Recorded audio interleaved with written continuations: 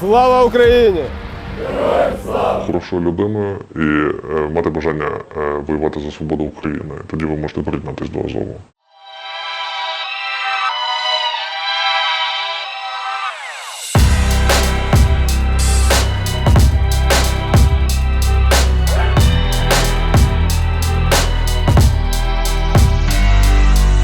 We're Vans Without Borders, a humanitarian aid team who delivers essential aid and supplies to struggling civilian communities on the front line. And in our team, we have Henry, Louis, yeah, Kieran. We also have Just in Ukraine Aid, who we partner up with, a great guy who helps sponsor some of the aid we deliver.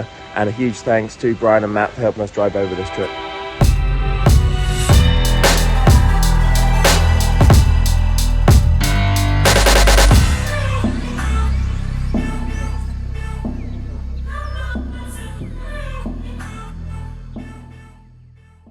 Часто або почали називати нацистську організацію з подачі Російської Федерації або проросійських медіа в Україні. Однією з найважливіших і перших причин, чому азовців та організацію. Азов – це вся Україна. Одна, єдина і соборна. When we operated in the south of Ukraine, we wanted to speak to people in Azov. He's an interesting individual and he helped shed some light on the reality of Azov and how actually a lot of Azov has been twisted and manipulated by certain propaganda efforts to try and smear the whole Ukrainian effort when the reality is not as it seems. I decided to conduct a special military operation. It aims to protect people who have been bullied and subjected to genocide by the Kiev regime for 8 years. Азов загалом називали нацистською. Це тому, що ми були одним з найбільших опонентів комуністичним та посткомуністичним політичним партіям та течіям, оскільки найшвидший спосіб очорнити будь-яку організацію в сучасному світі, а особливо в пострадянській країні, це просто назвати її фашистською або нацистською. For that, we will strive to demilitarization and denazification of Ukraine. Я би сказав, що з самого початку в Азові були абсолютно різні люди. Тобто в нас були і євреї, і чеченці, і, я думаю, і дагестанці, і люди з Південної Америки. Тобто в нас було складно звинуватити в расизмі чи нацизмі тільки тому, що в нас абсолютно різні люди були в організації. І це я говорю про 2014-2015 рік і взагалі початок організації. І сьогодні це ще більше різних національностей, це ще більше абсолютно різних. So the individual we met is a Azov veteran. He'd been involved since 2014 and the original Russian attack in Crimea and the east of Ukraine. And so he has a very good understanding of the tactics and the reality of the war that the Ukrainian people are currently facing.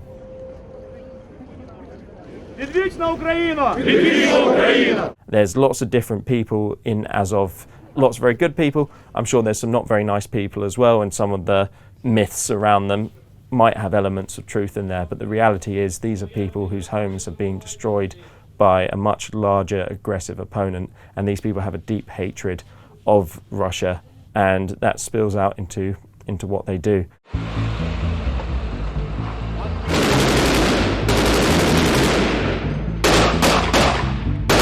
I reserve really the right to pass judgment because I've not been in that situation. If your loved ones have been killed, raped, your house has been looted, your village burned to the ground, you're going to be pretty radical and pretty f***ed off as well with the people who are attacking you. Азов, як батальйон, виріс з об'єднання людей, які називалися «Люди в чорному», як відповідь на вежливих чоловічків і людей в зеленому з Росії. Тобто ми організувалися в парамілітарну організацію як відповідь на збройну агресію зі сторони Російської Федерації. Отож, як відповідь на людей в зеленому, ми організувалися в парамілітарну організацію і шукали способи легалізуватися. Azov is a very interesting organization. In 2014, the Ukrainian army had been so poorly equipped by a pro-Russian president that it ended up being a group of football hooligans and locals who banded together to fight off the Russian attack. This led to them actually, because of the bravery they showed, being encompassed into the Ukrainian army and being at the forefront of the Ukrainian offensive. На мою думку, Азов став настільки відомим та популярним, оскільки це найбільш або один з найкращ підготовлених підрозділів бойових в світі, не просто в Україні, а в світі. Вихідці з Азову, оскільки мені відомо, деякі вихідці з Азову воюють в найкращих приватних арміях світу сьогодні, таких як Blackwater і французький лих. Красава! Хорошою людиною і мати бажання воювати за свободу України. Тоді ви можете приєднатися до Азову. Вам не потрібно бути ультранаціоналістом, мати якісь радикальні погляди. Просто не будьте комуністом і майте бажання звільнити Україну від російського окупанта. It was an absolute privilege to be able to go over to Ukraine again. It's fantastic to be trusted by our supporters to go and deliver aid on their behalf to people who really need it.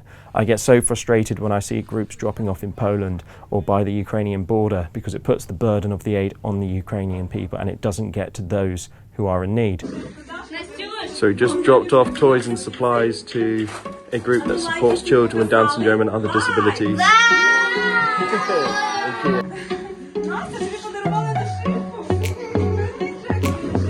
Kieran, how are you feeling? Hot, very hot. Looking beautiful. Morning, princess. So there's a fish landed from the lake. So yeah, the lady told us that a fish landed from the lake after a bomb went off, after the Russians bombed it, and the force of the blast of the lake over in that direction blew a fish over to land in our plant pot there.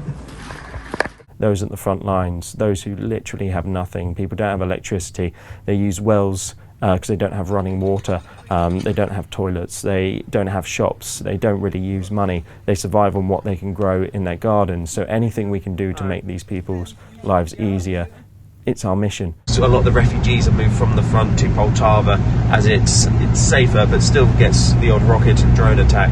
This is what we bought for the group in Poltava who supports 37 children with Down syndrome. All sorts of different things. We want to help these people because they are standing strong in probably the most dangerous places on earth to stop the Russian advance, refusing to move out of their homes and leaving it open to be rolled over by Russian tanks. These people are the real heroes of this conflict.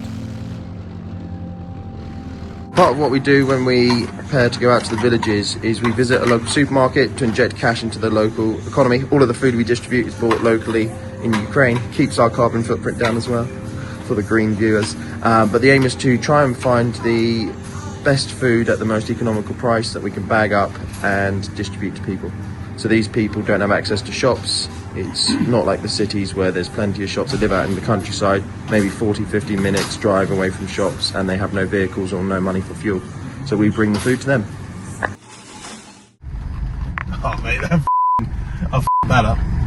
You haven't, have you? Yeah, oh mate, this is terrifying. I f***ing hate these. Oh, this is f***ing horrible. I'm not a happy man. These are horrible to be fair. Why would you not put the f***ing middle bit in? Jesus Christ, apologies, Telegraph. Tell you what, you couldn't drive a pin up my ass with a sledgehammer right now. Oh, he's made it. Oh, you f***ing like that. Run away. Nickname Skiv.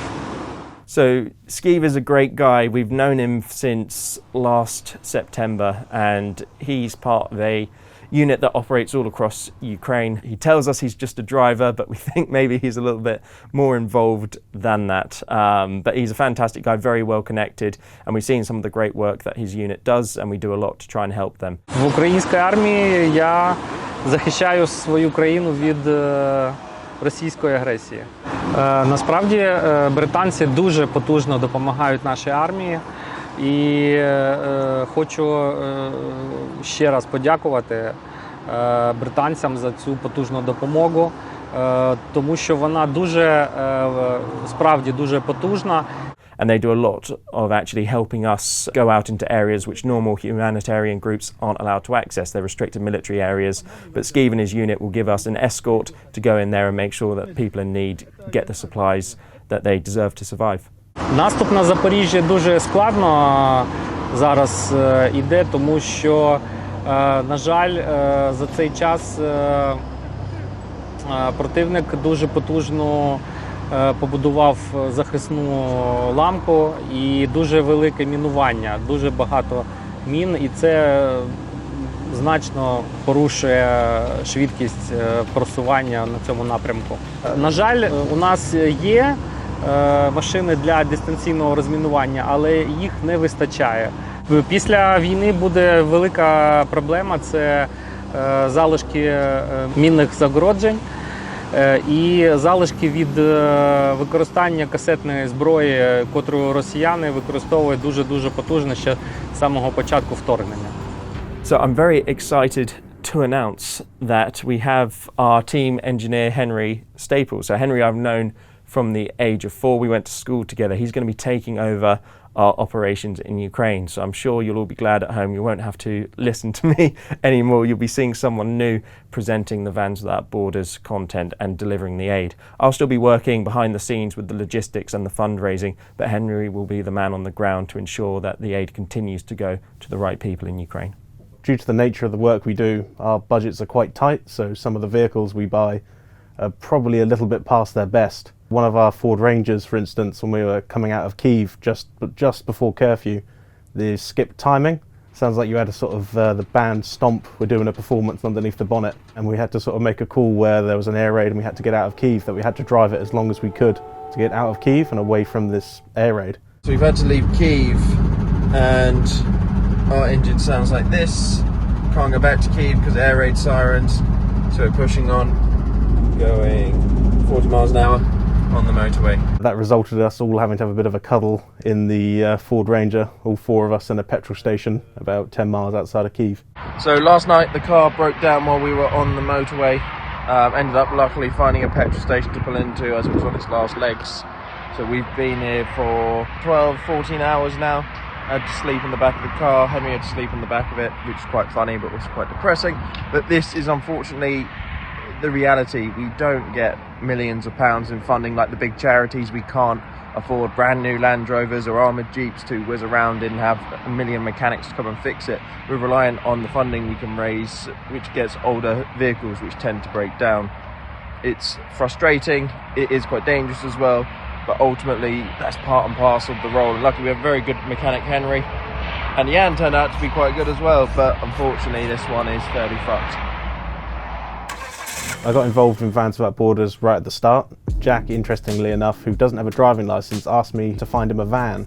So I went and found him a van and we went to go pick it up. It was a 2004 Ford Transit, which was owned by the police and had more miles on it than a battleship. I then asked him what he planned to do with a van, considering he didn't have a driving licence. And he said he wanted to take aid out to Ukraine and the van was for that. And he then asked if I was willing to come with him, as he didn't have a driving licence. I think the rest is history. That's when I signed up, and I've been going out with them ever since. I never formally trained as a mechanic. I worked for South West Trains as an electrical engineer. I'm currently doing my degree in mechanical engineering, but when it comes to cars and vans, I'm all self-taught.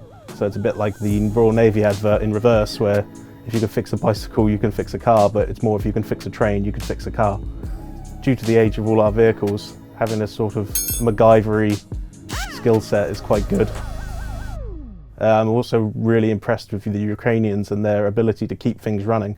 Like I always ask every time I go over, is there a scrapyard we can go get spares?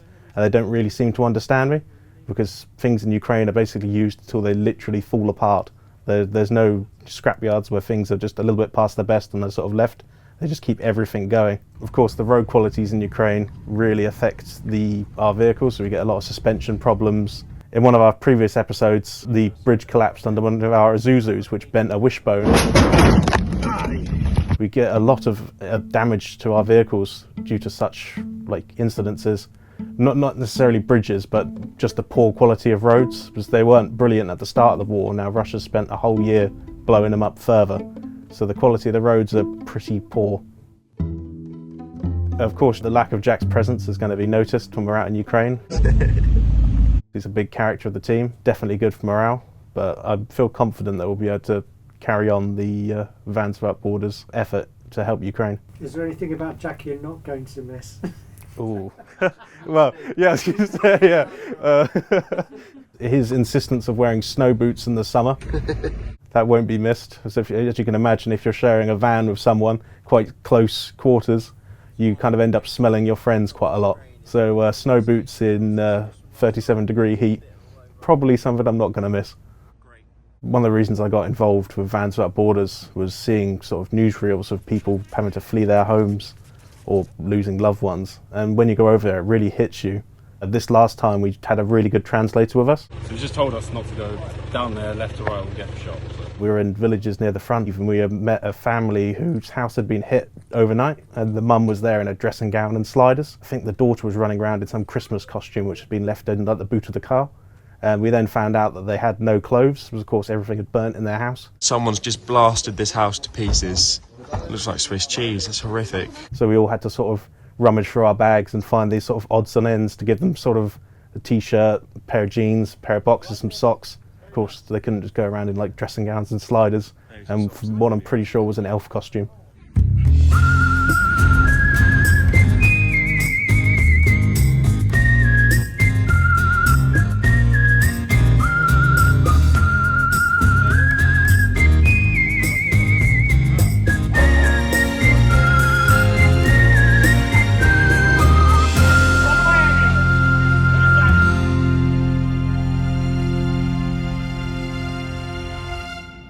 There's a lot of hatred towards the Ukrainian people from Russia, and you can see it all throughout history, but they don't like that the Ukrainians have their own culture, they don't like they have their own language, they don't like they have their own customs, and so they do everything they can to try and erase that. And you can see it in how they attack Ukraine, not only kidnapping people and trying to brainwash them, they also attack Ukraine's cultural establishments. They target museums, theatres, statues. We see it everywhere we go. The statues are covered in sandbags and wooden logs because the Russians are trying to wipe the existence of the Ukrainians off the face of the earth, really.